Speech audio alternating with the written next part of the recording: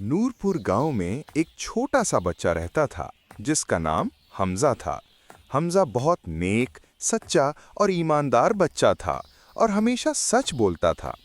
एक दिन शाम को वो अपने दो दोस्तों जैद और फहद के साथ खेतों की तरफ जा रहा था।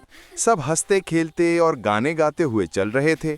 वो रास्ते में आपस में बातें करके और मजे करके जा रहे थे। हमजा और उसके दोस्त सब कुछ एंजॉय कर रहे थे, दोस्ती और हंसी खुशी से रास्ता तय कर रहे थे। इतने में हमजा की नजर जमीन पर पड़ी। वो झुककर देखने लगा और एक चमकता हुआ सोना सिक्का मिला। हमजा का दिल जोर से धड़का। जैद और फहद ने भी देखा और हैरत से कहा, वाह, ये सोना सिक्का है, अब तुम अमीर हो गए हो हमजा।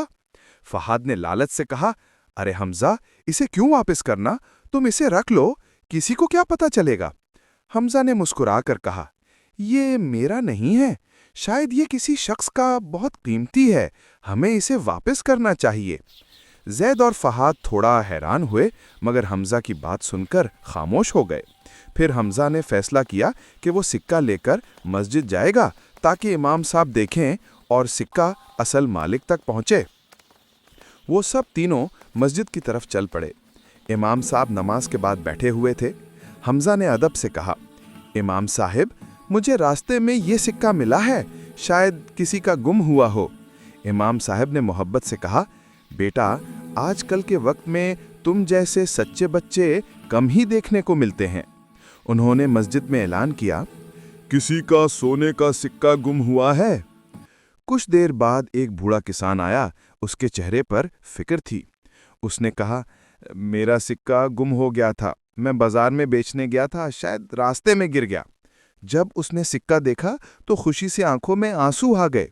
किसान ने हमजा से कहा, बेटा, तुम चाहो तो ये सिक्का रख लो, तुमने बहुत ईमानदारी दिखाई है। हमजा ने मुस्कुराकर कहा, नहीं चचा, अमानत वापस करना ही असल खुशी है। बूढ़े ने दुआ दी, अल्लाह तुम्हें हमेशा सच्चाई के रास्ते पर रखे। जैद और फहद भी वहां मौजूद थे। वो शर्मिंदा हुए और कहा, हमजा, तुमने हमें सिखा दिया कि सच्चाई और ईमानदारी सबसे बड़ी खूबी है। हमजा ने हंसते हुए कहा, हाँ दोस्तों, सच बोलना और अमानत वापस करना ही असल खुशी है।